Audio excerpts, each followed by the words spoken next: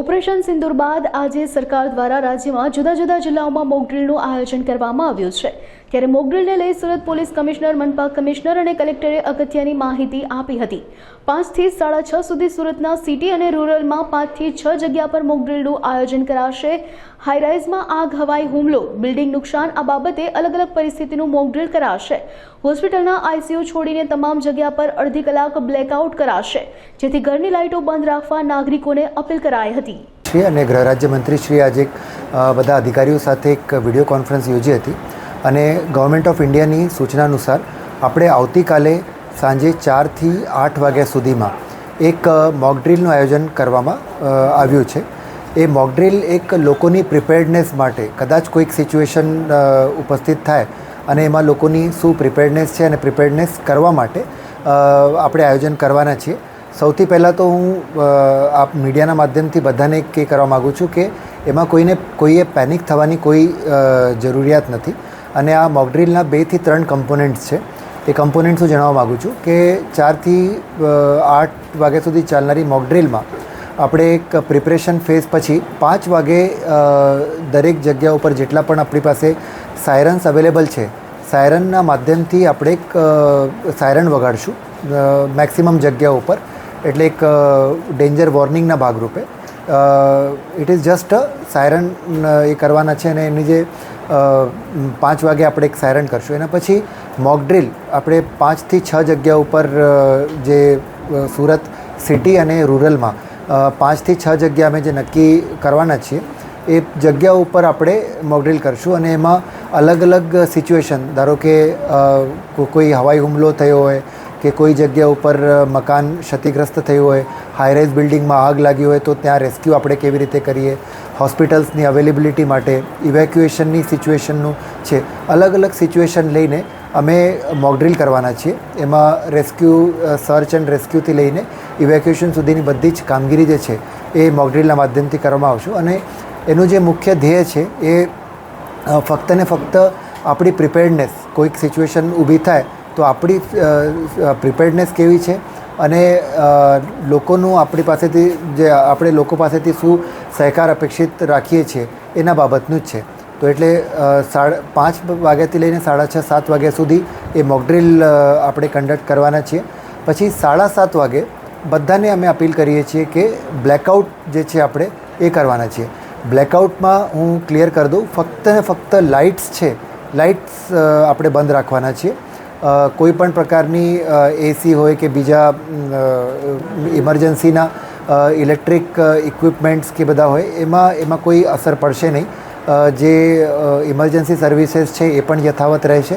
ફક્ત ને ફક્ત નાગરિકોથી અપીલ છે કે લોકો પોતાના ઘરમાં, કમર્શિયલ એસ્ટેબ્લિશમેન્ટ્સમાં જે છે લાઇટ્સ બંધ રાખશે।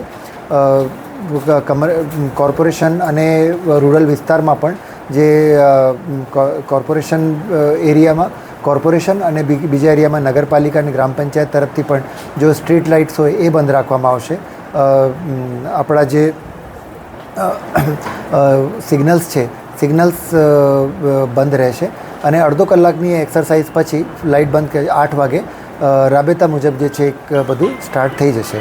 એટલે ફક્ત ને ફક્ત પ્રિપેર્ડનેસ અને આપણી પાસે જે સ્ટોક ટેકિંગ એક્સરસાઇઝ તરીકે આ આપણે મોકડ્રીલ આવતીકાલે કરવામાં આવી રહી છે અને એને ઓપરેશન અભ્યાસ એ આપણે નામ આપી રહ્યા છીએ। સૂચના મુજબ અને ગુજરાત રાજ્યના માનનીય મુખ્યમંત્રીશ્રી અને ગૃહ રાજ્યમંત્રીશ્રી દ્વારા આપેલ સૂચના મુજબ કાલે સમગ્ર સુરત શહેરમાં 5 વાગ્યા એકસાથે ઘણી બધી જગ્યાઓ ઉપર સાયરન વગાડવામાં આવશે।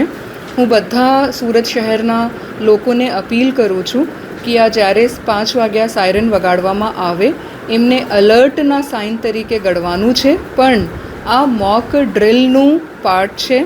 ઓપરેશન અભ્યાસ કરીને કાલે મોક ડ્રિલ યોજવામાં આવી રહી છે, એટલે 5 વાગ્યા જ્યારે સુરત શહેરમાં વિવિધ સ્થાનોમાં એકસાથે સાયરન વગાડવામાં આવે તો નાગરિકોને ગભરાવાની જરૂરત નથી। આ મોક ડ્રિલનું પાર્ટ હશે। 5 થી 6:30 સુધી સુરત શહેરના જુદા જુદા વિસ્તારોમાં કોમ્પ્રિહેન્સિવ મોક ડ્રિલ યોજવામાં આવશે, જેમાં આગ લાગવાનું, rescue, relief, hospital preparedness, police preparedness, fire preparedness અને સેફ સ્થળ ઉપર ખસાડવા માટેની મોક ડ્રિલ કરવામાં આવશે. જે જગ્યાઓ સિલેક્ટ કરવામાં આવશે ત્યાંના લોકોને હું અપીલ કરું છું કે ફરીથી ગભરાવાની જરૂરત નથી. આ ફક્ત મોક ડ્રિલનું પાર્ટ હશે. અને ખાસ અગત્યનું છે કે 7:30 વાગ્યા સમગ્ર સુરત શહેરમાં બ્લેકઆઉટ કરવામાં આવશે. આમાં તમામ સ્ટ્રીટ લાઇટ બંધ કરવામાં આવશે. બધા હોર્ડિંગ્સ, ટ્રાફિક સિગ્નલ્સ, જેટલા પણ LED સમગ્ર સુરત શહેરમાં લાગ્યા છે એ તમામને બંધ કરવામાં આવશે.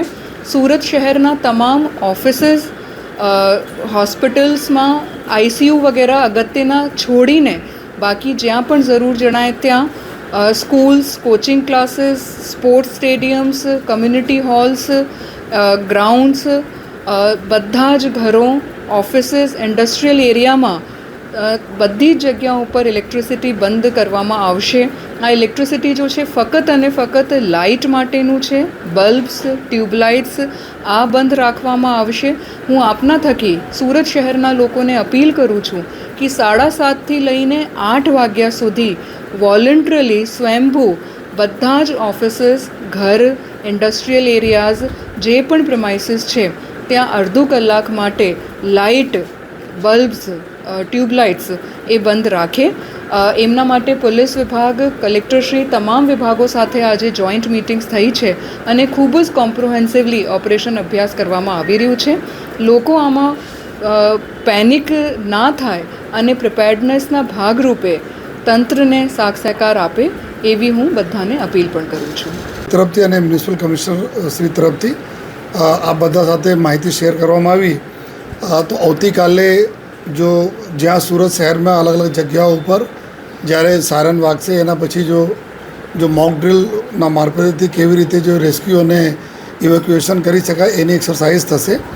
અને પછી જો સાંજે 7:30થી 8 તક જો બ્લેકઆઉટ છે, ફરીથી અમે રિપીટ કરીએ છીએ કે ફક્ત જો બલ્બ અને ટ્યુબ લાઇટ માટે છે, ના કે કોઈ લિફ્ટ બંધ કરી દે યા પૂરા પાવર જો બિલ્ડિંગને બંધ કરી દે એવી જરૂરત નથી.